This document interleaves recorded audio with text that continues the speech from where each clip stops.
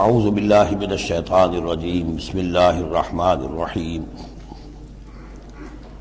اليوم احل لکم الطیبات وطعام الذین اوتوا الکتاب حل لکم وطعامکم حل لهم والمحصنات من المؤمنات والمحصنات من الذین اوتوا الکتاب من قبلکم اذا آتیتموہن اجورہن محصنین غیر مصافحین ولا متخذی اخدان ومن یکفر بالایمان فقد حبط عملہ وہو فی الآخرۃ من الخاسرین صدق اللہ العظیم۔ الیوم احل لکم الطیبات، یہ وہی انداز ہے کہ الیوم اکملت لکم دینکم واتممت علیکم نعمتی ورضیت لکم الاسلام دینا۔ آج کے دن تمہارے لیے تمام پاکیزہ چیزاں حلال کر دی گئیں، یعنی اگر اس سے پہلے کوئی مختلف مذاہب میں، یہود کی شریعت میں حضرت یعقوب علیہ السلام کی بات پسند و ناپسند جو ذاتی تھی اس کی بنا پر کوئی رکاوٹیں ہو گئی تھیں، یا یہ کہ مشرکانہ جو اوہام تھے ان کی وجہ سے تمہارے ذہنوں میں کچھ الجھنیں تھیں، آج ان سب کو صاف کیا جا رہا ہے۔ الیوم احل لکم الطیبات، تمام صاف ستھری پاکیزہ چیزاں تمہارے لیے حلال ہیں۔ وطعام الذین اوتوا الکتاب حل لکم، اور ان لوگوں کا کھانا بھی کہ جنہیں کتاب دی گئی تھی تمہارے لیے حلال ہے۔ لیکن اس میں ظاہر ہونا چاہیے کہ ان کا کھانا کہ جو ظاہر بات ہے کہ اگر عیسائی سور کھا رہا ہوگا تو وہ ہمارے لیے حلال نہیں ہوگا، مطلب یہ کہ ان کا گوشت ذبح کیا ہوا اگر ہو حلال جانور کا تو وہ ہم کھا سکتے ہیں، جانور حلال ہو، اور نمبر دو کہ اسے ذبح کیا گیا ہو۔ وطعامکم حل لہم، اسی طرح تمہارا کھانا بھی ان کے لیے حلال ہے۔ والمحصنات من المؤمنات، اور تمہارے لیے شادی کرنا بھی حلال ہے ان سے بھی کہ جو خاندانی خواتین ہوں اہل ایمان میں سے۔ والمحصنات من الذین اوتوا الکتاب من قبلکم، اور خاندانی خواتین ان لوگوں کی کہ جنہیں کتاب دی گئی تھی تم سے پہلے، یعنی مسلمان مرد جو ہے عیسائی اور یہودی خاتون سے شادی کر سکتا ہے۔ اذا آتیتموہن اجورہن، جب کہ تم انہیں ادا کر دو ان کے مہر۔ محسنین، نیت یہ ہو کہ انہیں گھر میں بسانا ہے، مستقل ایک خاندان کا ادارہ وجود میں لانا ہے۔ غیر مصافحین، صرف شہوت رانی کے لیے نہیں، صرف مستی نکالنے کے لیے نہیں۔ ولا متخذی اخدان، اور نہ ہی کہ چھپی دوستی یاریاں بنانے کے لیے، کھلم کھلا نکاح ہو، ایک مسلمان مرد کسی عیسائی عورت سے، کسی یہودی عورت سے نکاح کر سکتا ہے۔ اس کے ضمن میں آج کل بہت سے اشکالات ہیں لوگوں کو، تو اس کے ضمن میں وضاحت کیے دیتا ہوں کہ جہاں تک تو شریعت کا اصل حکم ہے وہ تو یہ ہے، اور چونکہ شریعت محمد رسول اللہ پر پوری ہو چکی ہے، اس میں کوئی تغیر و تبدل نہیں ہو سکتا، لہذا اس کو منسوخ ہم نہیں کر سکتے۔ یہ تو قانون جو ہے قائم رہے گا، اور یہ اس کا جواز جو ہے، یہ اس کا جو کچھ لوگوں کو اس کے خلاف جو مصلحتیں نظر آتی ہیں وہ اپنی جگہ پر صحیح ہیں، لیکن اس کے باوجود قانون کو بدلا نہیں جا سکتا۔ اگر ایک خالص اسلامی ریاست ہو تو کچھ عرصے کے لیے کسی ایسی اجازت کو موقوف کیا جا سکتا ہے، جیسے حضرت عمر رضی اللہ تعالیٰ عنہ نے ایک زمانے میں جب کہ قحط پڑا ہوا تھا تو قطع ید کی سزا جو ہے، چوری پر ہاتھ کاٹنے کی سزا کو موقوف کر دیا تھا کہ حالات ایسے ہیں۔ اسی طرح سے عارضی طور پر کسی حکم میں، کسی ایگزیکٹو آرڈر کے ذریعے سے، اسلامی حکومت کے کسی عارضی حکم کے ذریعے سے کوئی پابندی لگ سکتی ہے۔ مثلاً چونکہ صورتحال یہ ہے کہ مسلمان مردوں کو اجازت ہے عیسائی اور یہودی عورتوں سے شادی کی، مسلمان عورت کی شادی نہیں ہو سکتی کسی بھی عیسائی یا یہودی مرد سے۔ اب اس کی کیا علت ہے کہ عام طور پر سمجھا یہی جاتا ہے کہ مرد غالب ہوتا ہے، لہذا اس کا امکان ہے کہ وہ اپنی بیوی کو سیدھے راستے پر لے آئے گا، نہ یہ کہ اس کی بیوی اسے غلط راستے پر لے جائے گی۔ دوسرے یہ کہ اس زمانے میں اولاد ہوتی تھی مرد کی، تو گویا کہ ثابت تھا کہ جو اولاد ہوگی وہ ماں پر نہیں ہوگی، عیسائی نہیں ہوگی، یہودی نہیں ہوگی، بلکہ وہ مسلمان ہوگی۔ دوسرے اس وقت مسلمانوں کا غلبہ ہو گیا تھا، اور یہودی عیسائی جو تھے وہ ان کے گویا کہ تابع ہو چکے تھے۔ تو نفسیاتی اعتبار سے یہ دونوں صورتیں اس وقت بدل چکی ہیں۔ آج مسلمان مغلوب ہیں، یہودی عیسائی جو ہیں ان کا پلڑا بھاری ہے دنیا کی سیاست میں اور دنیا کے معاملات میں۔ ویسے بھی مرد جو ہیں وہ کمزور ہو چکے ہیں اور عورتوں کا غلبہ ہے۔ اس حوالے سے مناسب یہی ہے کہ یہ شادیاں نہ ہوں، لیکن حرام ان کو ہم نہیں کہہ سکتے۔ البتہ کوئی اگر اسلامی ریاست کہیں قائم ہو جائے تو پھر وہ وقتی طور پر جب تک کہ حالات میں کوئی اور تبدیلی نہ ہو جائے، مصلحتوں کے پیش نظر اس اجازت کو عارضی طور پر منسوخ کر سکتی ہے۔ وَمَن يَكْفُرْ بِالْإِيمَانِ فَقَدْ حَبِطَ عَمَلُهُ، تو جس شخص نے ایمان کے ساتھ کفر کیا اس کے تمام اعمال حبط ہو گئے۔ اب اس میں اشارہ اہل کتاب کی طرف بھی ہو سکتا ہے کہ پہلے وہ صاحب ایمان تھے، جب تک محمد الرسول اللہ تشریف نہیں لائے جو حضرت عیسیٰ کو مانتا تھا وہ مومن تھا، جو حضرت موسیٰ کو مانتا تھا مومن تھا، لیکن یہ کہ اب اگر وہ نہیں مان رہے تو گویا کہ وہ کفر کر رہے ہیں۔ اور دوسری یہ کہ کوئی شخص ایمان کا مدعی ہو کر ایسی حرکتیں کرے کہ جو کہ کافرانہ ہے تو اس کے تمام اعمال حبط ہو جائیں گے، وَهُوَ فِي الْآخِرَةِ مِنَ الْخَاسِرِينَ، اور آخرت میں وہ ہوگا بڑے خسارہ پانے والوں میں۔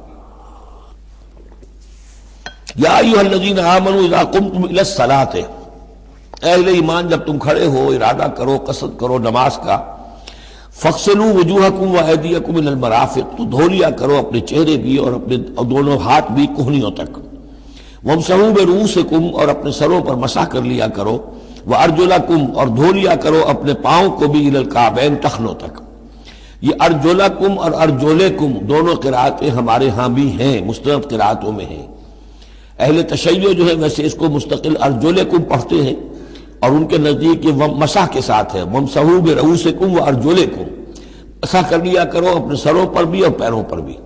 لیکن یہ کہ ہمارے اہل سنت کے نزدیک یہ ارجلکم ہے، اور اس میں چونکہ الی الکعبین کا آ گیا اضافہ، اگر صرف مسح ہوتا تو اس میں کوئی حد بیان کرنے کی ضرورت نہیں تھی، لہذا الی الکعبین کے اضافے سے وہ بالکل اس کے مساوی ہو گیا ہے الی المرافق، جیسے ہاتھوں کو دھونا ہے کہنیوں تک ایسے ہی پاؤں کو دھونا ہے ٹخنوں تک۔ وَإِن كُنتُمْ جُنُبًا فَاطَّهَّرُوا، اور اگر تم حالت جنابت میں ہو تو پھر تم اور زیادہ پاکی حاصل کرو، یعنی غسل کرو، پورے جسم کا غسل کرو۔ وَإِن كُنتُمْ مَرْضَىٰ أَوْ عَلَىٰ سَفَرٍ، اور اگر تم بیمار ہو یا سفر پر ہو، اور جاء أَحَدٌ مِّنكُم مِّنَ الْغَائِطِ، یا کوئی تم میں سے کسی نشیبی جگہ سے ہو کر آئے، عام طور پر قضاء حاجت کے لیے لوگ نشیبی جگہوں پر جاتے تھے، اور لامستم النساء، یا تم نے عورتوں سے مقاربت کی ہو، فلم تجدوا ماء، اور تم نہ پاؤ پانی، فتیمموا صعیدا طیبا، تو ارادہ کرو پاک مٹی کا، فامسحوا بوجوہکم وایدیکم منہ، تو اس سے اپنے چہروں اور ہاتھوں کو مل لو۔ ما یرید اللہ لیجعل علیکم من حرج، اللہ یہ نہیں چاہتا کہ تم پر کوئی تنگی کرے، پانی نہیں ہے تو مٹی سے، ولکن یرید لیطہرکم، لیکن یہ ضرور چاہتا ہے کہ وہ تمہیں پاک کرے، ولیتم نعمتہ علیکم، اور تم پر اپنی نعمت کا اتمام فرمائے، لعلکم تشکرون، تاکہ تم شکر کا حق ادا کر سکو۔ واذکروا نعمت اللہ علیکم ومیثاقہ الذی واثقکم بہ، اب دیکھیے ایک میثاق وہ تھا کہ جو بنی اسرائیل سے لیا گیا، اب یہ میثاق اہل ایمان سے ہو رہا ہے۔ یہ سورت شروع ہوئی ہے یا ایھا الذین آمنوا سے، اور یاد رکھنا اپنے اس میثاق کو، اپنی اس نعمت کو جو تم پر ہوئی ہے اللہ کی طرف سے، اور وہ میثاق جو اس نے تم سے باندھ لیا ہے، جس میں اس نے تمہیں باندھ لیا ہے، واثقکم بہ اذ قلتم سمعنا واطعنا، جب تم نے کہا سمعنا واطعنا۔ سورہ بقرہ کی آخری آیت کہاں ختم ہوئی تھی؟ سمعنا واطعنا، آخری سے پہلی غفرانک ربنا والیک المصیر۔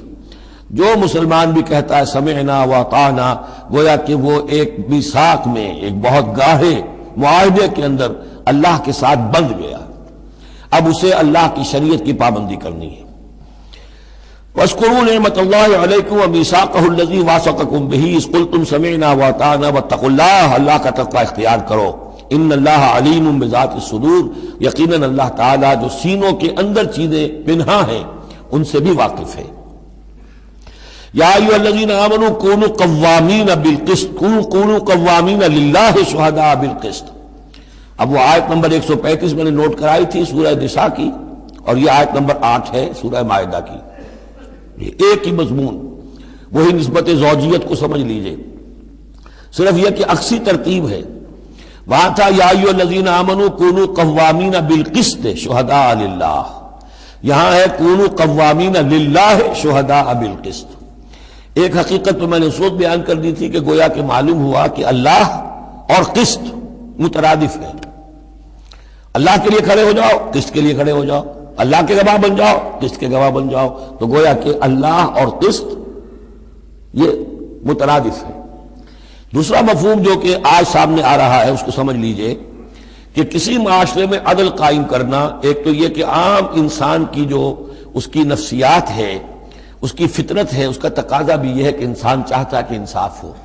آج پوری نوع انسانی انصاف کی تلاش میں گھوم رہی ہے۔ بادشاہت سے نجات حاصل کی تھی، جمہوریت کی طرف آئے تھے کہ غلامی سے نجات ملے، انصاف ہونا چاہیے، انسان پر حاکم بن کر بیٹھ جائے، یہ تو کوئی حق نہیں ہے کسی کو۔ لیکن یہ کہ اس کا نتیجہ کیا ہوا کہ کیپٹلزم کی لعنت میں گرفتار ہو گئے، سرمایہ داروں کی جو ہے وہ ایک ڈکٹیٹریٹ اور آمریت قائم ہو گئی۔ اس سے نجات پانے کے لیے کمیونزم کے پاس گئے، وہ پھر ایک پارٹی ڈکٹیٹرشپ قائم ہو گئی، ایک سے ایک رست از یک بنتا افتاد در بندے دیگر، ایک قید سے نجات نہیں پائی کہ دوسری قید کے اندر پھر پھنس گئے۔ اب انسان کدھر جائے گا؟ لیکن یہ کہ فطرت کے اندر ہے کہ عدل اور انصاف انسان چاہتا ہے۔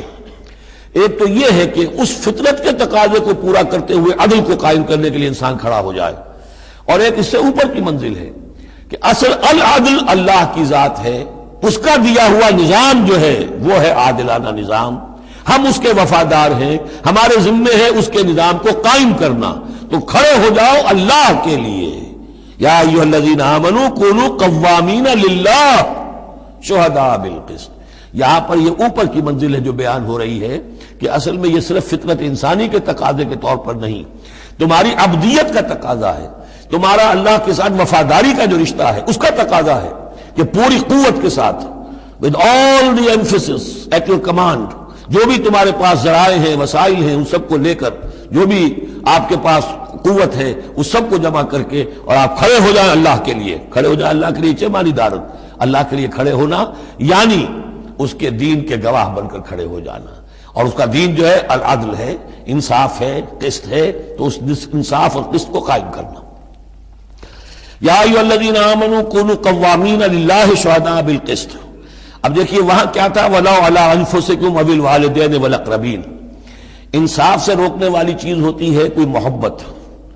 اب میں اپنے خلاف کیسے فتویٰ دے دوں، اپنے والدین کے خلاف کیسے فیصلہ دے دوں، اپنے رشتہ داروں کے خلاف کیسے فیصلہ دے دوں؟ وہاں فرمایا اس کی کاٹ کر دی، وَلَوْ عَلَىٰ أَنفُسِكُمْ أَوِ الْوَالِدَيْنِ وَالْأَقْرَبِينَ۔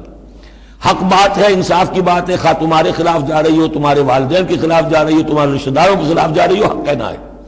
دوسری چیز کیا ہوتی، کسی کی دشمنی کی وجہ سے آپ حق نہیں کہتے۔ بات تو حق ہے اسی کی، لیکن یہ تو دشمن ہے، میں اس کے حق میں کیسے فتویٰ دوں؟ اس سے یہاں روک دیا گیا۔ تو یہ وہ ریسیپروکل نسبتیں ہیں قرآن مجید کی صورتوں کے اندر، ایک ہی مضمون ہے، اس کے اندر عکسی ترتیب اور ریسیپروکل ترتیب۔ وَلَا يَجْرِمَنَّكُمْ شَنَآنُ قَوْمٍ عَلَىٰ أَلَّا تعْدِلُوا۔ دیکھو کسی قوم کی دشمنی تمہیں اس بات پر آمادہ نہ کر دے کہ تم عدل سے منحرف ہو جاؤ۔ اعدلوا، عدل سے کام لو، انصاف کرو۔ هو اقرب للتقوی، یہی بہتر ہے اور قریب تر ہے تقوی کے۔ واتقوا اللہ ان اللہ خبیر بما تعملون، اور اللہ کا تقوی اختیار کرو، اور جو کچھ تم کر رہے ہو اللہ اس سے باخبر ہے۔ اب اس میں ظاہر بات ہے بار بار میں نہیں کہہ سکتا، یہ جو بار بار آتا اللہ دیکھ رہا ہے، اللہ باخبر ہے، کیا مانی؟ ہر ایک کا حساب تم سے لے گا، ہر ایک کی جواب دہی تمہیں کرنی پڑے گی، تمہارا کوئی عمل، تمہارا کوئی قول اس کے علم سے خارج نہیں ہے، لہذا ہر وقت چوکس رہو، چوکنے رہو۔ وعد اللہ الذین آمنوا وعملوا الصالحات لہم مغفرۃ واجر عظیم۔ ہاں اللہ تعالیٰ کا وعدہ ہے ان لوگوں سے جو ایمان لائیں اور نیک عمل کریں کہ ان کے لیے مغفرت بھی ہے، اجر عظیم بھی ہے۔ والذین کفروا وکذبوا بآیاتنا اولئک اصحاب الجحیم، اور جو لوگ کہ انکار کریں اور جھٹلا دیں ہماری آیات کو، وہ ہیں جہنم والے، آگ والے۔ یا ایھا الذین آمنوا اذکروا نعمت اللہ علیکم اذ ہم قوم ان یبسطوا الیکم ایدیہم۔ اہل ایمان ذرا یاد کرو اس اللہ کے انعام کو جبکہ قوم نے ارادہ کیا تھا کہ تمہارے خلاف اقدام کریں، بڑھائیں اپنے ہاتھ تمہارے خلاف۔ یہ غزوہ احزاب کے بعد جو ہے وہ ایک جو بھی کوششیں ہوئیں، بہت سے لوگ ابھی پیچ و تاب کھا رہے تھے کفار میں سے کہ اب پھر دوبارہ جائیں، لیکن ایسے حالات اللہ تعالیٰ نے پیدا کر دیے، ان کے دلوں پر ایسا رعب پڑ گیا تھا غزوہ احزاب کے بعد کہ پھر جرأت ہو نہیں سکی۔ اس کو اللہ تعالیٰ اپنے انعام کی حیثیت سے یہاں اس کا ذکر فرما رہے ہیں۔ اذ ہم قوم ان یبسطوا الیکم ایدیہم، جبکہ ایک قوم نے ارادہ تو کیا تھا کہ وہ اپنے ہاتھ پھیلائیں تمہاری طرف، بڑھائیں تمہارے اوپر زیادتی کرنے کے لیے، تم پر فوج کشی کے لیے۔ فکف ایدیہم عنکم، تو اللہ تعالیٰ نے ان کے ہاتھوں کو روک دیا تم سے۔ اور اس میں خاص اشارہ صلح حدیبیہ کی طرف ہے۔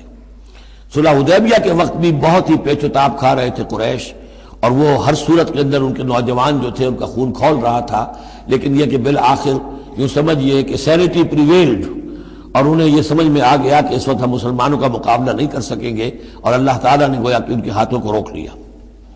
فَكَفَّ أَيْدِيَهُمْ عَنْكُمْ وَعَلَى اللَّهِ فَلْيَتَوَكَّلِ الْمُؤْمِنُونَ، اور اللہ تعالیٰ کو تو اہل ایمان ہی پر توکل کرنا چاہیے، اللہ تعالیٰ اہل ایمان کو تو اللہ ہی پر توکل کرنا چاہیے۔ وَلَقَدْ أَخَذَ اللَّهُ مِيثَاقَ بَنِي إِسْرَائِيلَ، اب یہ بنی اسرائیل کی تاریخ کے کچھ واقعات آ رہے ہیں۔ وَلَقَدْ أَخَذَ اللَّهُ مِيثَاقَ بَنِي إِسْرَائِيلَ، اور جس طرح اے مسلمانوں آج تم سے میثاق لیا گیا ہے اور تمہیں اللہ نے جکڑ لیا ہے، باندھ لیا ہے شریعت کے میثاق میں، اسی طرح اللہ تعالیٰ نے بنی اسرائیل کا میثاق بھی لیا تھا۔ وَبَعَثْنَا مِنْهُمُ اثْنَيْ عَشَرَ نَقِيبًا، اور ان میں ہم نے اٹھا دیے تھے، مقرر کر دیے تھے 12 نقیب، 12 قبیلے تھے، ہر قبیلے میں حضرت موسیٰ علیہ السلام نے ایک نقیب مقرر کیا۔ یہی ہم نے اپنے اسرے کے ناظم کے لیے نقیب کا لفظ یہیں سے اختیار کیا ہے۔ حضور نے بھی 12 نقیب مقرر کیے تھے انصار میں، 9 جو ہیں خزرج میں سے اور 3 اوس میں سے۔ وقال اللہ انی معکم، اور اللہ نے فرمایا تھا ان سے میں تمہارے ساتھ ہوں، یعنی میری مدد، میری تائید، نصرت تمہارے شامل حال رہے گی۔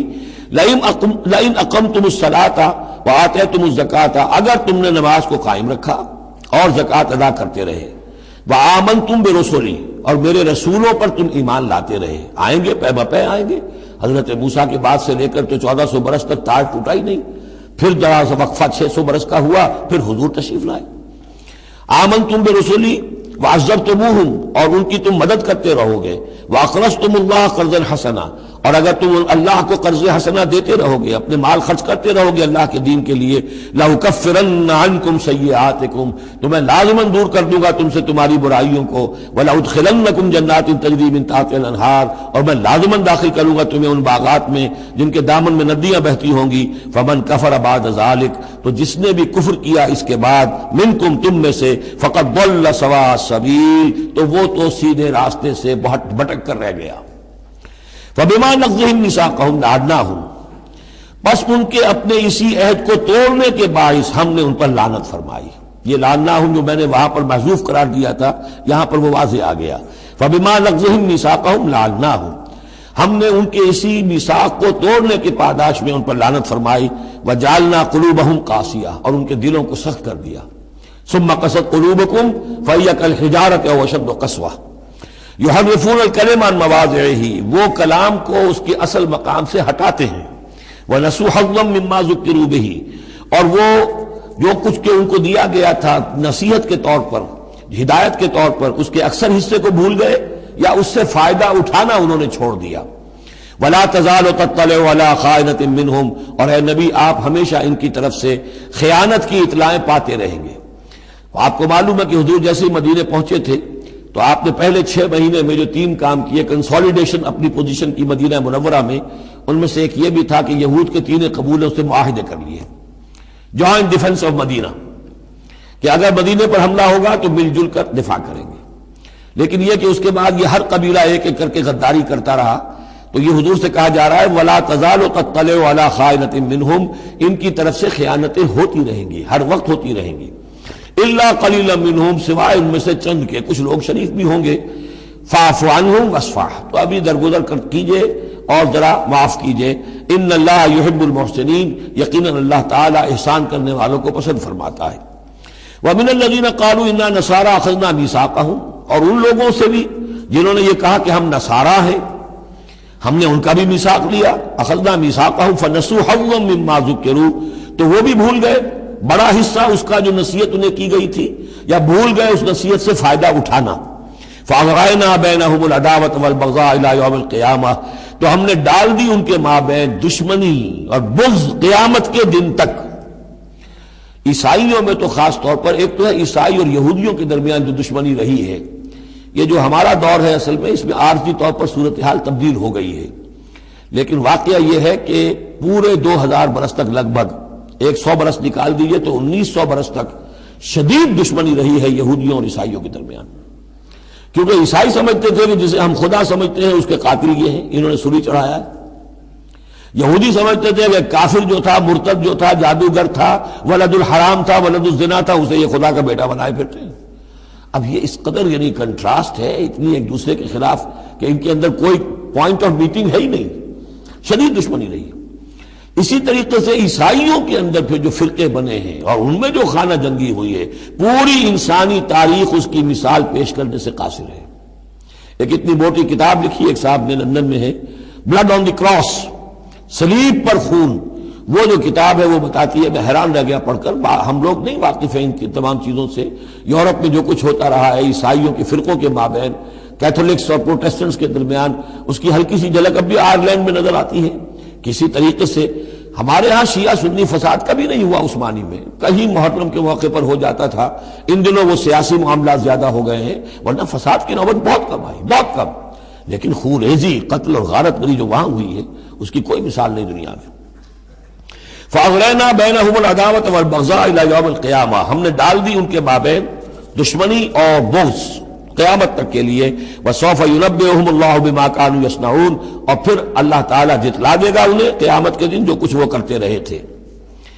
یا اہل الکتاب قد جاءکم رسولنا، اب یہ وہی انداز ہے جو سورہ نساء کے آخر میں تھا، اے کتاب والو، قد جاءکم رسولنا، آ گیا ہے تمہارے پاس ہمارا رسول صلی اللہ علیہ وسلم، یبین لکم کثیرا مما کنتم تخفون، جو ظاہر کر رہا ہے تم پر اکثر وہ چیزیں جو تم چھپا رہے تھے، من الکتاب، کتاب میں سے، ویعفو عن کثیر، ابھی بہت سی چیزوں سے تو درگزر بھی کر رہا ہے، تمہارے سارے بھانڈے نہیں پھوڑے اس نے۔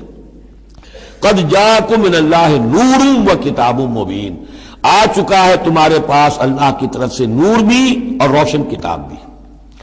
یہ مقام قرآن کا ایسا ہے کہ یہاں نور سے مراد احتمال میں حضور کی شخصیت بھی ہو سکتی ہے۔ وہاں میں نے کہا تھا انزلنا الیکم نورا مبینا، نازل کر دیا ہے تمہاری طرف ایک روشن نور، وہاں اس سے مراد قرآن بنتا ہے، اس لیے کہ حضور کے لیے لفظ انزلنا یہ صحیح نہیں، اس پر منطبق نہیں ہو سکتا بعثت کے لیے، لیکن یہاں جاءکم من اللہ نور و کتاب مبین، یہ بھی معنی ہو سکتے ہیں کہ نور بھی قرآن کو کہا گیا ہو، اور واو جو ہے یہ واو تفسیری ہو، آ گیا ہے تمہارے پاس نور یعنی کتاب مبین، یہ بھی معنی ہو سکتے ہیں، احتمال یہ بھی ہے، لیکن یہ کہ یہ احتمال بھی موجود ہے کہ یہاں نور سے مراد محمد الرسول اللہ صلی اللہ علیہ وسلم کی ذات مبارکہ ہو، اور اس سے مراد حضور کی روح ہے، روح پر نور ہے، اور اس اعتبار سے کہ حضور کی روح جو ہے اور آپ کی روحانیت آپ کے پورے وجود کے اوپر غالب تھی، چھائی ہوئی تھی، لہذا آپ کو مجسم نور بھی کہا جا سکتا ہے۔ یہ صرف یوں سمجھیے استعارے کا انداز ہے، اس میں کوئی حرج کی بات نہیں۔ قد جاءکم من اللہ نور و کتاب مبین یہدی بہ اللہ من اتبع رضوانہ سبل السلام، اس کے ذریعے سے اللہ تعالی رہنمائی فرماتا ہے ان کی جو اس کی رضا کے جویا ہیں، متلاشی ہیں، سلامتی کے راستوں کی ہدایت فرماتا ہے۔ وَيُخْرِجُهُم مِّنَ الظُّلُمَاتِ إِلَى النُّورِ، اور نکالتا ہے انہیں اندھیروں سے روشنی کی طرف بِإِذْنِهِ، اپنے حکم سے، وَيَهْدِيهِمْ إِلَىٰ صِرَاطٍ مُّسْتَقِيمٍ، اور ان کی رہنمائی فرماتا ہے، ہدایت دیتا ہے انہیں سیدھے راستے کی طرف۔ قَدْ كَفَرَ الَّذِينَ قَالُوا إِنَّ اللَّهَ هُوَ الْمَسِيحُ ابْنُ مَرْيَمَ، یقیناً کفر کیا انہوں نے جنہوں نے کہا اللہ ہی مسیح ابن مریم ہے۔ دیکھیے حضرت عیسیٰ کے بارے میں یہ دو عقیدے رہے ہیں ان کے ہاں، ایک ہے گاڈ انکارنیٹ، اوتار کا عقیدہ جو ہندوؤں میں بھی ہے، رام چندر جی خدا کے اوتار، کرشن جی مہاراج خدا کے اوتار، یعنی خدا خود ہی انسانی شکل میں ظہور کر لیتا ہے۔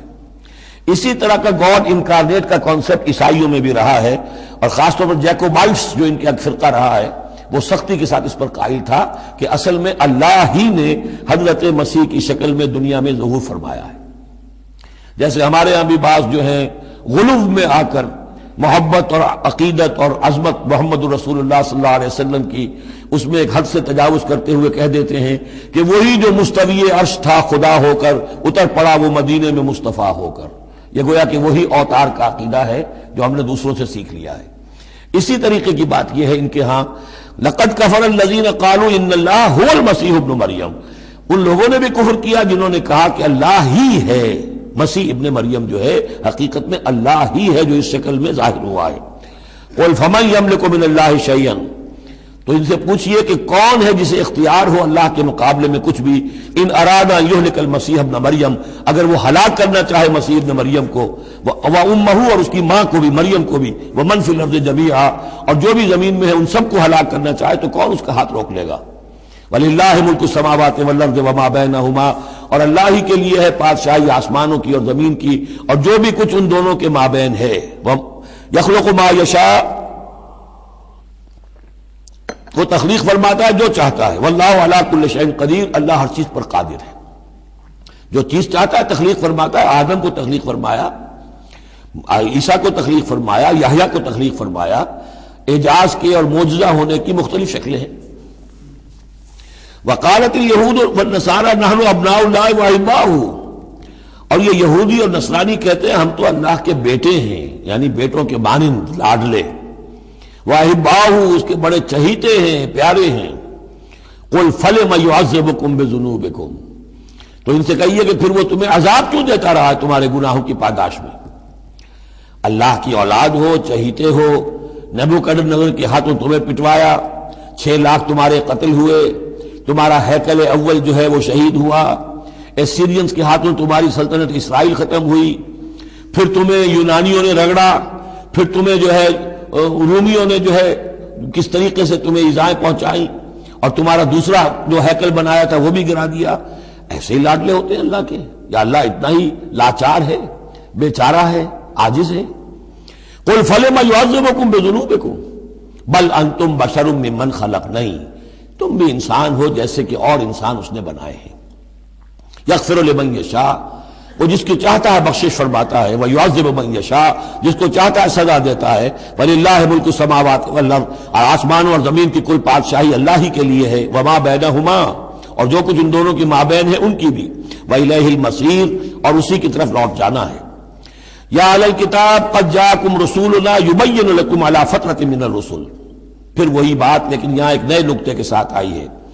اہل کتاب تمہارے پاس آ چکا ہے ہمارا رسول صلی اللہ علیہ وسلم، یبین لکم، جو تمہارے لیے واضح کر رہا ہے، بیان کر رہا ہے، علی فترۃ من الرسل، رسالت کے ایک انقطاع کے بعد۔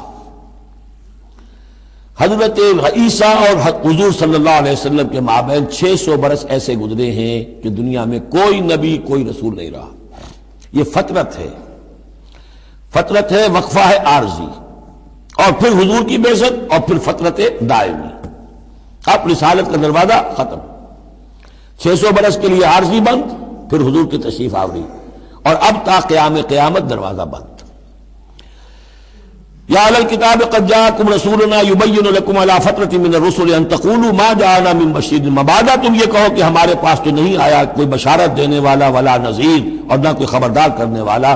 فقد جاءکم بشیر ونذیر، تو سن لو آ گیا ہے تمہارے پاس خبردار کرنے والا اور بشارت دینے والے۔ رسلا مبشرین ومنذرین لئلا یکون للناس علی اللہ حجۃ بعد الرسل وکان اللہ عزیزا حکیما، سورہ نساء کی وہ آیت اب آپ کے ذہن میں رہنی چاہیے، بنیادی آیت۔ واللہ علی کل شیء قدیر، اور اللہ ہر چیز پر قادر ہے۔ اب حضرت موسیٰ علیہ السلام کا وہ واقعہ آ رہا ہے کہ جب کہ مصر سے اپنی قوم کو لے کر نکلے، صحرائے سینا میں رہے، کوہ طور پر بلائے گئے، تورات دے دی گئی، اب اس کے بعد انہیں حکم ہوا کہ فلسطین میں داخل ہو جاؤ، اور وہاں جو مشرک اور کافر قومیں آباد تھیں، فلسطی کہلاتے تھے، ان کو تم ان کے ساتھ جنگ کرو، انہیں وہاں سے نکالو، اور یہ تمہارے لیے ارض مقدس اللہ کی طرف سے موعود ہے، اس لیے کہ تمہارے ابراہیم، تمہارے جد امجد تھے وہ یہی تھے، یہی حضرت اسحاق تھے، یہیں سے پھر حضرت یعقوب کے زمانے میں حضرت یوسف علیہ السلام جب مصر چلے گئے تھے تو یہاں سے تمہاری منتقلی مصر ہوئی تھی، اب جو اپنا اصل گھر ہے جاؤ اسے حاصل کرو۔ لیکن جب جنگ کا موقع آیا پوری قوم نے کوڑا جواب دے دیا کہ ہم جنگ کرنے کے لیے تیار نہیں۔ اس پر حضرت موسیٰ علیہ السلام کی مزاج میں جو تلخی پیدا ہوئی اور طبیعت کے اندر یوں سمجھیے بیزاری کی شدت پیدا ہوئی، وہ آپ دیکھیے گا کہ ہم یہ سمجھتے ہیں کہ رسول جو ہے وہ اپنی امت کے حق میں شفقت ہی شفقت ہوتا ہے، شفقت بھی ہے، جیسے اللہ کا معاملہ رؤوف بھی ہے، ودود بھی ہے، لیکن عزیز ذو انتقام بھی ہے، انتقام لینے والا بھی ہے۔ یہ دونوں شانیں ہیں۔ رسول کا معاملہ بھی یہی ہے، شفیق بھی ہے لیکن غیور بھی ہے، دین کی غیرت اس میں ہے، آپ سے بڑھ کر اللہ کے دین کی غیرت اس میں ہے، تو آخر ظاہر بات ہے کہ آپ کے طرز عمل سے بیزاری بھی ہوگی۔ پھر ان دونوں چیزوں کو سامنے رکھیے۔ اور یہ بات ذرا میں عرض کر دوں، تھوڑی سا نکتہ ہے سمجھنے کا، کہ چونکہ اس قوم کو اب تک بہت سا تجربہ ہوا تھا معجزوں کا، پیاس لگی، ہم سورہ بقرہ میں پڑھ آئے ہیں، ایک بھی چٹان پر 12 چشمے پھوٹ گئے، کوئی محنت تو کرنی نہیں پڑی۔ بھوک لگی، من و سلوہ نازل ہو گیا۔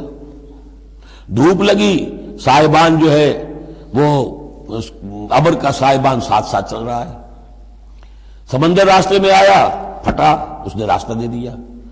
تو اس سے یہ بھی کہا جا سکتا ہے کہ اس لاڈ پیار کی وجہ سے بگڑ گئے تھے، اور یہی حکمت ہے کہ حضور کی پوری زندگی میں آپ کو اس طرح کا کوئی معجزہ نظر نہیں آتا۔ مسلمانوں، جو کرنا ہے اپنی جان دے کر، ایثار سے، قربانی سے، محنت سے، مشقت سے، بھوک جھیل کر، فاقے برداشت کر کے کرو۔ یہ بہت اہم نکتہ ہے، سمجھ لیجیے۔ یہ عادی ہو گئے تھے۔ وَإِذْ قَالَ مُوسَىٰ لِقَوْمِهِ يَا قَوْمِ اذْكُرُوا نِعْمَةَ اللَّهِ عَلَيْكُمْ إِذْ جَعَلَ فِيكُمْ أَنْبِيَاءَ وَجَعَلَكُمْ مُلُوكًا، اور یاد کرو جب کہ موسیٰ نے کہا اپنی قوم سے، میری قوم کے لوگوں، اور تورات سے معلوم ہوتا ہے، بک آف ایکسوڈس جو ہے 6 لاکھ کی نفری تھی ان کی جب یہ نکلے ہیں مصر سے۔ اب ان میں بوڑھے بھی، بچے بھی اور عورتیں بھی، ان کو نکال دیجئے تو کم سے کم 1 لاکھ تو ہوں گے کہ جو ایسے لوگ ہوں کہ جو جنگ کی صلاحیت رکھتے ہوں، اور نیچے جائیے برسبیل تنزل تو 50,000 تو ہوں گے، لیکن ان کا حال کیا ہوا وہ دیکھ لیجئے۔ یا قوم اذکروا نعمت اللہ علیکم، میری قوم کے لوگوں اللہ کے اس انعام کا احساس کرو جو تم پر ہوا ہے۔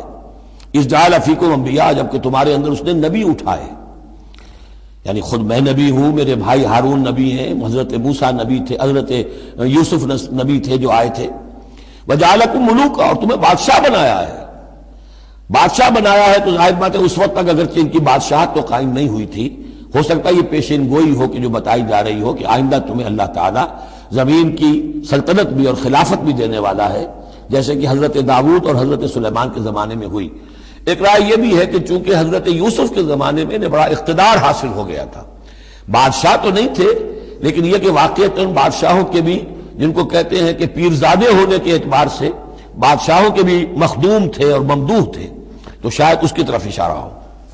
وَآتَاكُم مَّا لَمْ يُؤْتِ أَحَدًا مِّنَ الْعَالَمِينَ، اور تمہیں وہ ساری چیزیں دیں جو پوری دنیا میں تمام جہان والوں میں کسی کو نہیں دی۔ یا قوم ادخلوا الارض المقدسۃ التي كتب اللہ لكم، اے میری قوم کے لوگوں اب داخل ہو جاؤ اس ارض مقدس میں، اس فلسطین میں جو اللہ نے تمہارے لیے لکھ دی ہے، اللہ کا فیصلہ ہے، تمہیں ملے گی۔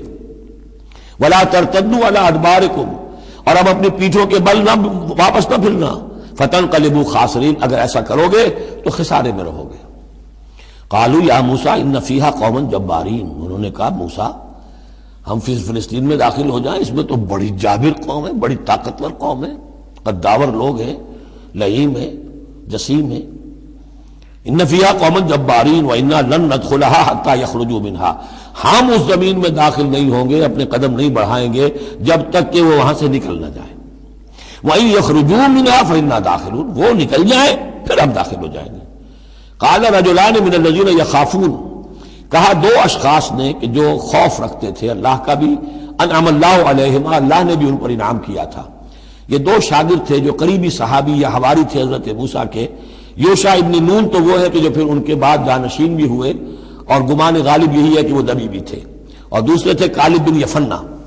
تو ان دونوں نے اپنے قوم کے لوگوں کو سمجھانا چاہا۔ قال رجلان من الذین یخافون انعم اللہ علیہما ادخلوا علیہم الباب، ہمت کرو دروازے میں ایک دفعہ گھسو تو صحیح۔ فاذا دخلتموہ فانکم غالبون، جب تم داخل ہو جاؤ گے تو غلبہ تمہیں مل جائے گا۔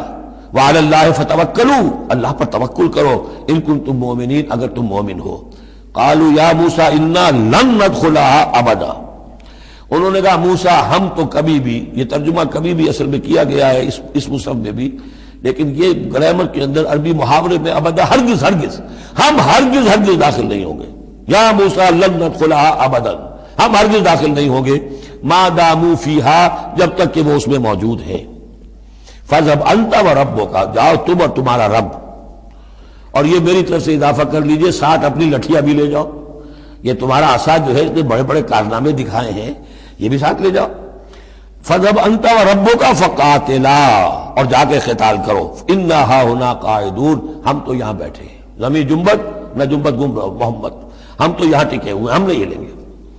قال رب، اب دیکھیے بیزاری، وہی حضرت موسیٰ سورہ قصص میں آپ واقعہ پڑھیں گے کہ قبطی جو تھا وہ مار رہا تھا ایک اسرائیلی کو، تو اس کی طرف سے پھر مدافعت کرتے ہوئے حضرت موسیٰ نے ایک مکہ رسید کیا اور اس قبطی کی جان نکال دی. فوقذہ موسیٰ فقضیٰ علیہ. اس وقت اتنی محبت اپنی قوم سے، اور اب کیا حال ہے؟ قال رب انی لا املک الا نفسی واخی. انہوں نے عرض کیا پروردگار مجھے تو اختیار نہیں ہے سوائے اپنی جان کے اور اپنے بھائی ہارون کی جان کے. ففرق بیننا. باقی یہ پوری قوم انکار کر رہی ہے تو اب تفریق کر دے، علیحدہ کر دے، جدائی ڈال دے ہمارے مابین، وبین القوم الفاسقین، اور ان ناہنجار لوگوں کے درمیان. میں اب ان کے ساتھ رہنا نہیں چاہتا. آج کی اصطلاح میں ہم کہہ سکتے ہیں میرا استعفیٰ قبول فرما لے، کہ میں اب ان کے ساتھ نہیں رہنا چاہتا. ان کی ناہنجاری، جو کچھ انہوں نے دیکھا ہے، میرے ہاتھوں سے جو معجزے دیکھے ہیں، میرے اور ان کے درمیان اب تفرقہ پیدا کر دے. اللہ نے یہ درخواست قبول نہیں کی، لیکن یہ کہ تذکرہ بھی نہیں کیا. قال فإنها محرمة عليهم 40 سنة. نہیں، ہم جو سزا انہیں دے رہے ہیں وہ یہ ہے کہ اب یہ ارض مقدس، اگر یہ بزدلی نہ دکھاتے ابھی ہم انہیں دے دیتے. اب انہوں نے بزدلی دکھائی ہے تو اب یہ ان پر حرام رہے گی 40 برس تک. یتیہون فی الارض، اسی صحرا میں، اسی صحرائے سینا میں، سینائی پیننسولا، یہ بھٹکتے پھریں گے. فلا تأس علی القوم الکافرین قوم الفاسقین. تو اب آپ اس فاسق لوگوں کے بارے میں اب آپ افسوس نہ کریں، اپنے دل کے اندر رنج نہ لیں اب جو کچھ ان پر بیتے گی. لیکن بہرحال آپ ان کی طرف رسول بنا کر بھیجے گئے ہیں، جب تک زندگی ہے آپ کو ان کے ساتھ رہنا ہے. یہاں ذرا یاد کر لیجئے کہ جو حضرت موسیٰ نے کہا انی لا املک الا نفسی واخی، حضور سے کیا کہا گیا تھا سورہ نساء میں؟ فقاتل فی سبیل اللہ لا تکلف الا نفسک وحرض المؤمنین. اے نبی آپ اللہ کی راہ میں قتال کیجئے، آپ پر ذمہ داری نہیں ہے سوائے اس کے کہ آپ کی اپنی جان ہے، اور آپ اہل ایمان کی جتنی تحریض، ترغیب، تشویق، جتنے ان کے ایمان کے جذبات کو اپیل کرنا ممکن ہے کیجئے بس. وَاتْلُ عَلَيْهِمْ نَبَأَ ابْنَيْ آدَمَ بِالْحَقِّ. اب یہ معاملہ ہو رہا ہے قتل ناحق کے سلسلے میں، ملک میں فساد مچانے کے سلسلے میں، چوری ڈاکے کے سلسلے میں، کیا ان کی اہمیت ہے، کیا اس کے پھر سزائیں ہیں. وَاتْلُ عَلَيْهِمْ نَبَأَ ابْنَيْ آدَمَ بِالْحَقِّ. اور اے نبی ان کو پڑھ کر سنائیے آدم کے 2 بیٹوں کی کہانی یا قصہ حق کے ساتھ. اِسْتَرَّبَا قُرْبَانًا، جبکہ ان دونوں نے قربانی پیش کی. ایک حابیل قابیل، اور ایک ان میں سے گنریے کا کام کرتے تھے، بھیڑیں بکریاں چراتے تھے، ایک کاشتکار تھے. تو دونوں نے کچھ اپنی جنس لے کر آئے اور دوسرے جو ہیں وہ کچھ اپنے کوئی جانور لے کر آئے، اللہ کے لیے نذر کے طور پر پیش کیا. فَتُقُبِّلَ مِنْ أَحَدِهِمَا وَلَمْ يُتَقَبَّلْ مِنَ الْآخَرِ. تو ان میں سے ایک کی بھی جو قربانی تھی قبول کر لی گئی اور دوسری کی قبول نہیں کی گئی. یہ کیسے معلوم ہوا؟ یہ میں بتا چکا ہوں آپ کو کہ اس وقت کا معاملہ یہ تھا کہ قربانی کی قبولیت کی علامت یہ ہوتی تھی کہ آسمان سے ایک شعلہ سا نیچے اترتا تھا اور وہ اس کو بھسم کر دیتا تھا، گویا کہ اللہ نے قبول فرما لی. قَالَ لَأَقْتُلَنَّكَ. اب جس کی یہ قبول نہیں ہوئی تھی اس نے کہا اپنے بھائی سے جس کی قبول ہو گئی تھی حسد کی آگ میں جل کر میں تمہیں قتل کر دوں گا. قَالَ إِنَّمَا يَتَقَبَّلُ اللَّهُ مِنَ الْمُتَّقِينَ. انہوں نے کہا بھائی جان اس میں میرا کیا قصور ہے، یہ تو اللہ تعالیٰ کا قاعدہ ہے، قانون ہے، وہ صرف متقیوں ہی سے قبول کرتا ہے. لئن بسطت الی یدک لتقتلنی، اگر آپ اپنا ہاتھ بڑھائیں گے مجھ پر، چلائیں گے مجھے قتل کرنے کے لیے، ما انا بباسط یدی الیک لیقتلک، تو بھی میں اپنا ہاتھ نہیں چلاؤں گا، نہیں بڑھاؤں گا کہ آپ کو قتل کروں، یعنی یہ ایک طرفہ قتل ہوگا آپ کا. انی اخاف اللہ رب العالمین، مجھے تو اللہ کا خوف ہے جو تمام جہانوں کا پروردگار ہے. انی ارید ان تبوء باسمی و اسمک، اور پھر میں چاہتا ہوں کہ اگر آپ مجھے قتل کر ہی دیں، اس انتہا تک پہنچ ہی جائیں، تو آپ اپنے گناہ کا بھی بوجھ اپنے سر لیں، میرے گناہ کا بھی بوجھ لیں. جو ناحق مقتول ہے اس کے تو گویا کہ تمام گناہ اس قاتل نے اپنے سر پر لے لیے، تو میرے تو گھاٹے کا سودا نہیں ہے. What do I stand to lose؟ آخر میری کوئی خطائیں ہیں، میری کوئی غلطیاں ہیں، کوئی گناہ میں نے کیے ہوں گے، اگر آپ ناحق مجھے قتل کریں گے تو میرے ان تمام گناہوں کا وبال آپ کے سر آ جائے گا، تو میرے تو کوئی نقصان والی بات نہیں.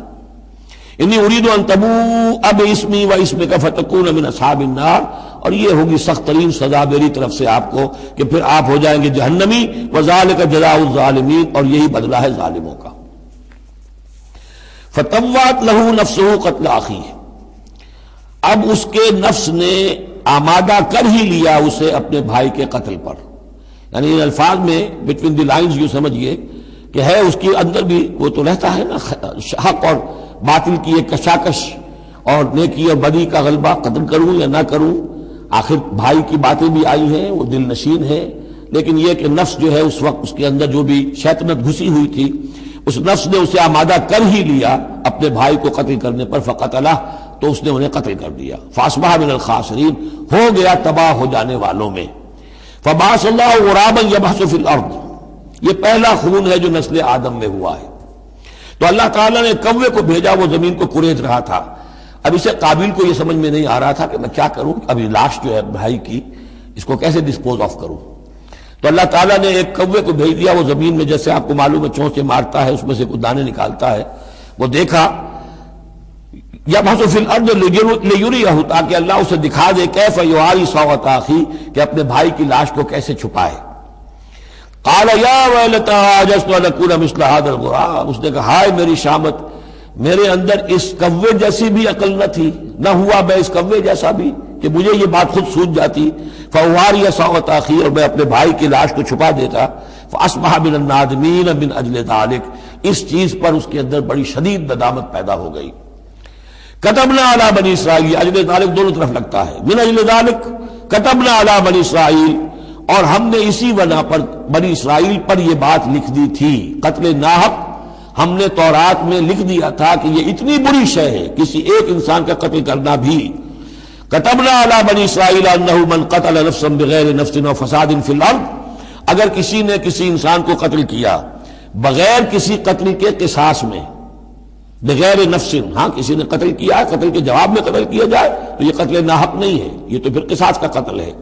اور فساد فی الارض، یا کوئی شخص زمین میں فساد مچا رہا ہے اس میں اس کو قتل کیا جائے، یعنی کوئی قصوروار ہے، مجرم ہے، اس کو سزا دینے میں قتل کیا جائے تو بات اور ہے. کسی بے قصور انسان کو اگر قتل کر دیا گیا فکأنما قتل الناس جميعا، تو یہ ایسے ہے جیسے کہ اس نے تمام انسانوں کو قتل کر دیا، پوری نوع انسانی کو. کیوں کہ تمدن کی جڑ کٹ گئی. احترام جان، احترام مال، یہ بنیاد ہے تمدن کی. ومن احیاہا، اور جس نے ایک انسان کی جان بچا لی فکأنما احیا الناس جميعا، تو گویا کہ اس نے پوری نوع انسانی کو بچا لیا. وَلَقَدْ جَاءَتْهُمْ رُسُلُنَا بِالْبَيِّنَاتِ، ان کے پاس ہمارے رسول آئے تھے واضح نشانیاں اور تعلیمات لے کر.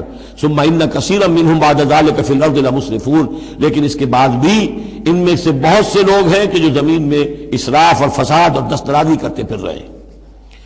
انما جزاء الذین یحاربون اللہ ورسولہ، اب یہ وہ آ رہی ہے محاربے کی آیت ہے. اگر اسلامی ریاست ہے اور اس میں کوئی گروہ ہے جو فتنہ و فساد مچا رہا ہے، کوئی دہشت گردی کر رہا ہے، خون ریزی کر رہا ہے، قتل و غارت کر رہا ہے، راہزنی کر رہا ہے، ڈاکے ڈال رہا ہے، گینگ ریپ ہو رہے ہیں، تو ان کی سزا کیا ہے؟ انما جزاء الذین یحاربون اللہ ورسولہ، لیکن یہ اسلامی ریاست کی ہے جس میں اسلامی قانون نافذ ہوں. اصل میں سزائیں بھی جو ہے وہ اسی معاشرے میں جس میں کہ باقی سارا اسلام کا نظام بھی قائم ہو، ورنہ نظام یہ ہو جھوٹی گواہیاں دینے والے موجود ہوں، ایمان فروش موجود ہوں، ججوں کو خریدا جا سکتا ہو، اور اس میں یہ سخت قوانین بنا دیے جائیں، تو پھر اس سے جو نتائج نکل رہے ہیں وہ بجائے یہ کہ شریعت کو کوئی نیک نامی ملے، شریعت بدنام ہوتی ہے الٹی. تو پورا نظام، جیسا کہ میں نے کہا تھا کہ لا جو ہے قانون، وہ سسٹم کو سبسرو کرتا ہے.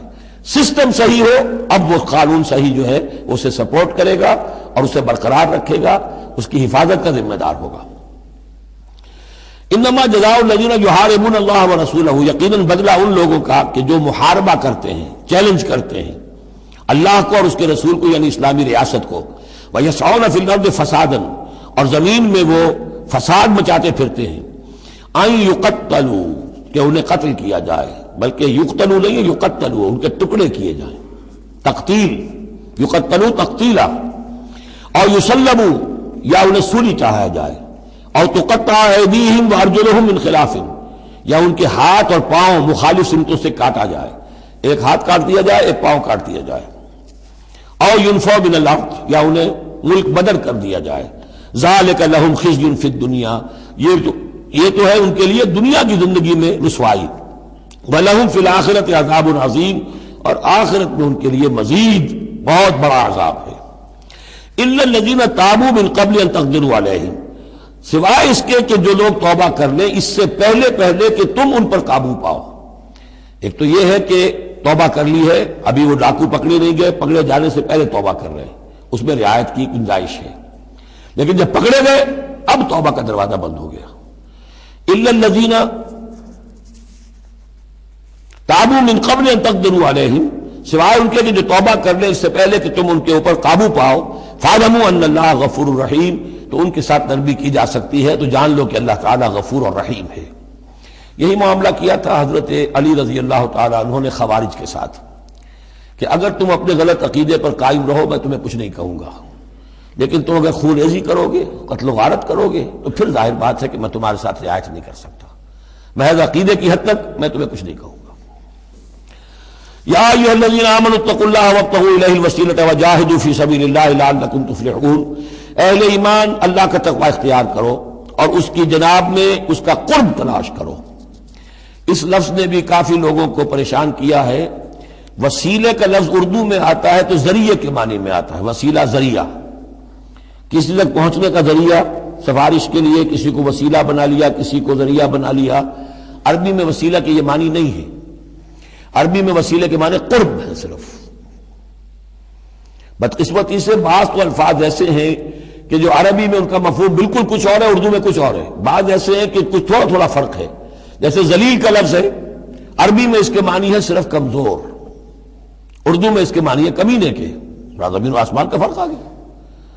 جیسے کہ ہم پڑھ آئے ہیں وَلَقَدْ نَصَرَكُمُ اللَّهُ بِبَدْرٍ وَأَنْتُمْ أَذِلَّةٌ، اے مسلمانوں یاد کرو اللہ نے تمہاری مدد کی تھی بدر میں جبکہ تم بہت کمزور تھے۔ اب اگر وہاں ذلیل کا ترجمہ اردو والا کر دیا جائے تو پھر ہمارے ایمان کے لالے پڑ جائیں گے۔ اسی طریقے سے عربی میں جہل کے معنی جو ہے وہ جذباتی ہونا ہے، ان پڑھ ہونا نہیں، پڑھے لکھے جاہل ہو سکتے ہیں، جذباتی ہیں، اکھڑ ہے، اکھڑ مزاج کے لوگ ہیں، وہ غیر عالم کو جاہل نہیں کہتے، لیکن اردو میں جاہل کہتے ہیں جو ان پڑھ ہو۔ اسی طریقے سے یہ لفظ وسیلہ ہے، اس کا جو اصل مفہوم ہے قرب۔ اہل ایمان اللہ کا تقوی اختیار کرو نمبر ایک، لیکن تقوی جو ہے وہ ذرا ایک نیگیٹو بات ہے، بچنا اللہ سے، اللہ کے غضب سے، اللہ کی ناراضگی سے، برائی سے بچنا، گناہ سے بچنا، نافرمانی سے بچنا، اللہ کے احکام کو توڑنے سے بچنا، یہ ایک منفی کانسیپٹ ہے۔ وابتغوا الیہ الوسیلہ، نہیں، آگے بڑھو، اس کا قرب تلاش کرو، تقرب، اس سے نزدیک ہو جاؤ، قریب سے قریب ہو جاؤ۔ لیکن اس تقرب کا ذریعہ کیا ہوگا؟ وَجَاهِدُوا فِي سَبِيلِهِ لَعَلَّكُمْ تُفْلِحُونَ، اس کی راہ میں جہاد کرو تاکہ تم فلاح پاؤ۔ اس سے بات بالکل کھل گئی۔ تقوی اور تقرب اللہ کے لیے جہاد۔ تقوی شرط لازم ہے، پہلے تو یہ کہ جو حرام چیزیں ان سے آپ بچیں، جن چیزوں سے روک دیا گیا ہے ان سے رک جائیں، اور اللہ کی نافرمانی جو ہے اس سے باز آ جائیں۔ اب اس کے بعد اس کی طرف آگے بڑھنا چاہتے ہیں، تقرب حاصل کرنا چاہتے ہیں، اس کی راہ میں جہاد کیجیے۔ ان الذین کفروا لو ان لهم ما فی الارض جميعا ومثله معه، ان وہ لوگ جنہوں نے کفر کیا اگر ان کے پاس ہوتی وہ ساری دولت کی جو زمین میں ہے کل کی کل، اور اتنی ہی اور بھی ہوتی، لیفتدوا به من عذاب یوم القیامہ، کہ وہ اس کے ذریعے سے فدیہ دے کر چھوٹ سکے قیامت کے دن کے عذاب سے، ما تقبل منہم، تو ان سے ہرگز قبول نہیں کی جائے گی۔ یہ بھی تعلیق بالمحال ہے، نہ ایسا ہوگا نہ ممکن ہے، لیکن یہ کہ آخری درجے میں اس کو بیان کر دینا کہ اگر اتنی دولت بھی ہو تب بھی اللہ کے ہاں وہ فدیہ جو ہے قبول نہیں ہوگا۔ وَلَهُمْ عَذَابٌ أَلِيمٌ، اور ان کے لیے تو دردناک عذاب ہے۔ يُرِيدُونَ أَن يَخْرُجُوا مِنَ النَّارِ وَمَا هُمْ بِخَارِجِينَ مِنْهَا، وہ چاہیں گے کہ آگ سے کس طرح نکلیں لیکن نکل نہیں پائیں گے۔ وَلَهُمْ عَذَابٌ مُقِيمٌ، اور ان کے لیے ہوگا قائم رہنے والا عذاب، مسلسل دائم اور قائم۔ وَالسَّارِقُ وَالسَّارِقَةُ فَاقْطَعُوا أَيْدِيَهُمَا، اور چوری خواہ مرد کرے خواہ چوری کرنے والی عورت ہو، ان دونوں کا ہاتھ کاٹ دو، ایک ایک ہاتھ، ایدیہما، ان کے ایک ایک ہاتھ کاٹ دو۔ جزاء بما کسبا، یہ بدلہ ہے ان کے کرتوت کا، نکالا من اللہ، اور یہ عبرتناک سزا ہے اللہ کی طرف سے۔ اب دیکھیے یہاں میں مثال دیتا ہوں آپ کو اہل قرآن کی حکمت اور ان کی سمجھداری کی۔ غلام احمد پرویز صاحب کہتے ہیں کہ یہ جو ہے کہ ہاتھ کاٹ دو چور کا، اس کا مطلب ہے ایسا نظام بنا دو کہ چوری کی ضرورت ہی نہ پڑے۔ اچھا یہ تو ہم بھی چاہتے ہیں کہ نظام ایسا ہو، کفالت عامہ ہو، کوئی شخص مجبوراً چوری نہ کرے، اس لیے کہ اس کی کفالت کے لیے اگر موجود ہے، وہ ریاست جو ہے اس کی تمام بنیادی ضروریات کی وہ انڈر رائٹ کر رہی ہے، تو اسے چوری کی ضرورت نہیں ہے۔ ہم بھی چاہیں گے کہ یہ بات ٹھیک ہے، لیکن یہ کہ اس کا مطلب یہ ہے، یہ غلط ہے۔ لیکن قرآن کس طرح اپنی حفاظت کرتا ہے؟ ایسے نظام کا قائم کرنا عبرت ہوگی، ایسا نظام کا قائم کرنا ان کے کرتوتوں کی سزا ہوگی۔ قرآن مجید پر اس قسم کا باطل جو ہے حملہ آور نہیں ہو سکتا۔ دو الفاظ، فَاقْطَعُوا أَيْدِيَهُمَا، ان کے ہاتھ کاٹ دو، جزاء بما کسبا، جو کمائی انہوں نے کی ہے اس کا بدلہ۔ اچھا، جو کمائی انہوں نے کی اس کا بدلہ یہ ہے کہ اچھا نظام قائم کرو۔ نکالن، نکال کہتے ہیں کہ عبرتناک سزا، نکالن من اللہ، اللہ کی طرف سے عبرت کے لیے۔ اور یہ اسلام کے اندر جو تعزیرات ہیں اور حدود ہیں اور سزائیں ہیں، ان کے لیے لفظ نکال بہت اہم ہے۔ عبرتناک سزا، اگرچہ شہادت کا قانون بڑا سخت رکھا ہے، شبہ ہو تو ملزم کو چھوڑنے کی ہدایت ہے۔ جو آج بھی دنیا کے اندر جو اصول ہے کہ جو بھی ڈاؤٹ ہے اس کا فائدہ جو ہے، شک کا فائدہ وہ ملزم یا ملزم کو جائے گا، لیکن یہ ساری کے باوجود اگر ثابت ہو گیا ہے، اب سزا وہ دو کہ ایک کو سزا ملے اور لاکھوں کی آنکھیں کھل جائیں، تاکہ آئندہ سے پھر یہ جرم کرنے کی ہمت کسی میں نہ ہو۔ یہ جو ڈیٹرنس ہے، اس طرح کی سزائیں کہ جن سے برائی جو ہے اس کو استحصال معاشرے سے کیا جا سکے، یہی واحد ذریعہ ہے۔ ورنہ دنیا میں امریکہ جیسی کلچر سوسائٹی کے اندر بھی موسٹ ہینس کرائم موجود ہے، بڑا ہی گھناؤنا جرم موجود ہے، اس لیے کہ اس قسم کی سزائیں ہیں ہی نہیں۔ لوگ جرم کرتے ہیں، جیل میں رہے، عیش کیا، کچھ دیر کے بعد پھر آئے، پھر جرم کیا، پھر چلے گئے، باہر جا کے کیا کریں گے؟ وہاں تو سرکاری مہمان ہیں۔ تو یہ سارا فلسفہ جو ہے نتیجہ کہ جرم جو ہے ان کا وہ بڑھتا چلا جا رہا ہے۔ والسارق والسارقۃ فاقطعوا أيديهما جزاء بما كسبا نكالا من الله والله عزيز حكيم، اللہ زبردست ہے، حکمت والا۔ فمن تاب من بعد ظلمه واصلح فإن الله يتوب عليه، تو جس نے بھی توبہ کر لی اس کے بعد اپنے ظلم اور اپنے جرم کے پیچھے واصلہ اور اصلاح کر لی تو اللہ قبول کرتا ہے اس کی توبہ کو۔ ان اللہ غفور الرحیم، یقیناً اللہ غفور الرحیم ہے۔ لیکن جرم کی سزا دنیا میں ختم نہیں ہوگی۔ ایک جرم جو کیا ہے وہ جرم ہے دنیا کا، گناہ ہے اللہ کا۔ جرم کی سزا دنیا میں ملے گی، گناہ کی سزا اللہ نے دینی ہے، اس کو اللہ معاف فرما دے گا اگر توبہ کی ہے۔ اگر توبہ نہیں کی ہے تو پھر یہ کہ اس کی سزا بھی ملے گی۔ الم تعلم ان اللہ لہ ملک السماوات والارض، کیا تم جانتے نہیں کہ اللہ ہی کے لیے ہے آسمانوں اور زمین کی بادشاہی۔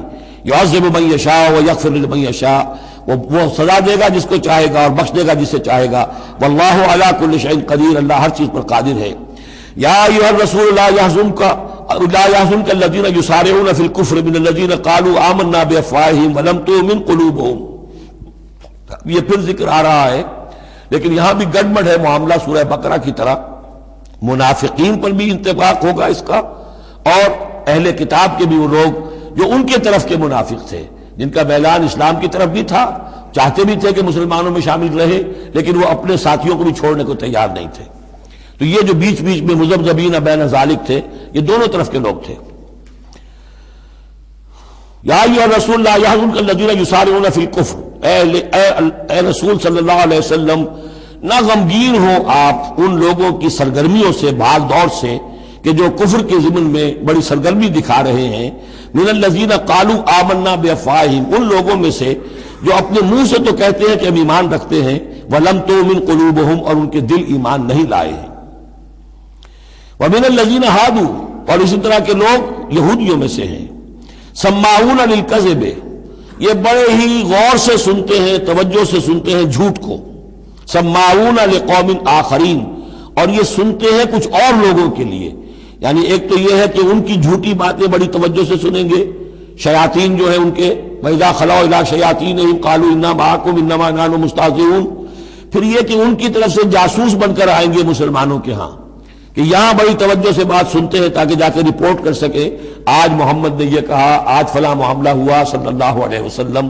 تو سماعون لقوم آخرین، اس کے دونوں ترجمے ہو سکتے ہیں کہ وہ دوسری قوم کی باتوں کو بڑی توجہ سے سنتے ہیں، یا سنتے ہیں دوسری قوم کے لوگوں کے لیے، انہیں رپورٹ کرنے کے لیے، ان کے سپائس کی حیثیت سے آ کر۔ لم یاتوک، جو آپ کے پاس نہیں آتے، یعنی ان کے جو گرو گھنٹال ہیں، ان کے جو لیڈر ہیں، ان کے جو شیاطین ہیں، وہ آپ کے پاس نہیں آتے۔ یہ جو بین بین کے لوگ ہیں در حقیقت وہ آتے ہیں جن کے ذریعے سے یہ سارا معاملہ جو ہے جاسوسی کا چل رہا ہے۔ یحرفون الکلم من بعد مواضعہ، وہ کلام کو پھیر دیتے ہیں اس کی جگہ کے اور موقع اور محل کے معین ہو جانے کے بعد. یقولون ان اوتیتم ھذا فخذوہ، وہ کہتے ہیں اگر تمہیں یہ شے مل جائے تو لے لینا. کوئی مقدمہ ہے، وہ لا رہے ہیں حضور کے پاس، پہلے سے طے کر رکھا ہے، اگر تو فیصلہ یہ ہوگا محمد کا ہم قبول کر لیں گا، اگر یہ فیصلہ نہیں کریں گے ہم فیصلہ رد کر دیں گے. اور اسی سے یہ بات سمجھ لیجئے کہ اصل میں فتح مکہ تک جس معنی میں ہم لفظ بولتے ہیں ریاست، اسلامی ریاست، پورے طور پر ایک ہماگیر ریاست پورے طور پر مدینے میں فتح مکہ کے بعد قائم ہوئی ہے، پہلے قائم نہیں ہوئی. ورنہ کسی ریاست میں دو جوڈیشل سسٹم نہیں ہو سکتے، سوائے جو پاکستان میں ابھی ہوا ہے، 2 چیف جسٹس بھی ہو گئے ہمارے ہاں چند دن کے لیے، لیکن یہ کہ یہ انہونی بات تھی جو ہوئی ہے. لیکن یہ کہ ہوتا نہیں دنیا میں، ایک ریاست ایک عدالتی نظام. یہ لوگ جب چاہتے تھے حضور کے پاس آ جاتے تھے، جب چاہتے تھے کسی اور یہودیوں کی عدالت میں لے جاتے تھے. تو پیرلل نظام وہاں چل رہے تھے. ہماگیر ریاست وحدت کی حیثیت سے، ایک آرگینک ہول کی حیثیت سے یہ فتح مکہ کے بعد قائم ہوئی. یقولون ان اوتیتم ھذا فخذوہ، کہتے ہیں کہ اگر یہ فیصلہ ملے تو تم لے لینا، قبول کر لینا. وَإِن لَّمْ تُؤْتَوْا فَاحْذَرُوا، اور اگر یہ شے نہ تمہیں ملے، نہ فیصلہ ملے، یہ ڈگری نہ تمہارے حق میں جاری کی جائے تو پھر بچ جانا، کترا جانا. وَمَن يُرِدِ اللَّهُ فِتْنَتَهُ فَلَن تَمْلِكَ لَهُ مِنَ اللَّهِ شَيْئًا، اور جس کو اللہ تعالیٰ ہی نے فتنے میں مبتلا کرنے کا فیصلہ کر لیا ہو تو تم اس کے لیے اللہ تعالیٰ کے مقابلے میں کوئی مددگار نہ پاؤ گے، کوئی شے نہیں ملے گی. اولئک الذین لم یرد اللہ ان یطہر قلوبہم، یہ وہ لوگ ہیں کہ جن کے دلوں کو پاک کرنا اللہ نے چاہا ہی نہیں. لم یرد اللہ ان یطہر قلوبہم لہم فی الدنیا خزی، ان کے لیے دنیا میں بھی رسوائی ہے. ولہم فی الآخرۃ عذاب عظیم، اور آخرت میں ان کے لیے دردناک اور بہت بڑا عذاب ہے. سماعون للکذب، یہ خوب سنتے ہیں اچھی طرح اور چٹخارے لے لے کر سنتے ہیں جھوٹ کو. اکالون للسحت، خوب کھانے والے ہیں پیٹ بھر بھر کر حرام کے. فإن جاؤوک، پھر اگر یہ آپ کے پاس آئیں، فاحکم بینہم، آپ چاہیں تو ان کا مقدمہ لیں اور فیصلہ کریں. او اعرض عنہم، آپ چاہیں تو ان کا مقدمہ لینے سے انکار کر دیجیے، کیونکہ نیتیں ان کی نیک نہیں ہیں. وہ آپ کا فیصلہ لینے نہیں آئے، طے کیے بیٹھے ہوئے پہلے سے کہ اگر فیصلہ یہ ہوگا تو قبول کر لیں گے ورنہ ہم لوٹ کے آ جائیں گے. تو ایسے لوگوں پر اپنا وقت ضائع کرنا جو ہے اس کو کوئی ضرورت نہیں ہے. لیکن یہ کہ اندیشہ یہ ہو سکتا تھا کہ یہ جا کے پروپیگنڈا کریں گے، دیکھو ہم تو گئے تھے محمد کے پاس مقدمہ لے کر، یہ کیسے نبی ہے، رسول ہے، یہ مقدمے کا فیصلہ کرنے کو تیار نہیں. تو یہ جو اندیشہ ہو سکتا تھا اس کی پھر آگے اللہ تعالیٰ کی طرف سے حضور کو اطمینان دلایا جا رہا کہ آپ پرواہ نہ کریں اس اندیشے کی. فَإِن جَاءُوكَ فَاحْكُم بَيْنَهُمْ أَوْ أَعْرِضْ عَنْهُمْ، اگر وہ آئیں آپ کے پاس اپنا مقدمہ لے کر تو چاہے تو آپ فیصلہ کریں اور چاہے اعراض کریں. وَإِن تُعْرِضْ عَنْهُمْ، اگر آپ ان سے اعراض کریں گے، ان کا مقدمہ جو ہے فیصلہ کرنے سے انکار کر دیں گے، فَلَن يَضُرُّوكَ شَيْئًا، وہ آپ کو کوئی ضرر نہیں پہنچا سکیں گے. ان کے مخالفانہ پروپیگنڈے سے قطعاً کوئی آپ کو ہراساں ہونے کی ضرورت نہیں ہے. وَإِنْ حَكَمْتَ، اور اگر آپ فیصلہ کریں، فَاحْكُم بَيْنَهُمْ بِالْقِسْطِ، تو بہرحال آپ کو فیصلہ کرنا ہے عدل اور قسط کے ساتھ، انصاف کے ساتھ. ان اللہ یحب المقسطین، یقیناً اللہ تعالیٰ جو ہے وہ انصاف کرنے والوں کو پسند کرتا ہے، ان سے محبت کرتا ہے. وَكَيْفَ يُحَكِّمُونَكَ، اور اے نبی یہ کیسے آپ کو حکم بناتے ہیں، یہود کی طرف اشارہ ہے. وَعِندَهُمُ التَّوْرَاۃ، ان کے پاس تورات موجود ہے، نیت ہو تو اسی کے فیصلے کو لے کر چلیں. فِيهَا حُكْمُ اللَّهِ، اس میں اللہ کا حکم موجود ہے. ثُمَّ يَتَوَلَّوْنَ مِن بَعْدِ ذَلِكَ، پھر بھی وہ اس کے بعد بھی اس سے روگردانی کرتے ہیں. وَمَا أُولَٰئِكَ بِالْمُؤْمِنِينَ، اور حقیقت میں یہ لوگ مومن نہیں ہیں، ایمان سے خالی ہیں، ایمان سے تہی دست ہیں، ان کا اصل روگ یہ ہے. بارک اللہ لی ولکم فی القرآن العظیم ونفعنی وإیاکم بالآیات والذکر الحکیم.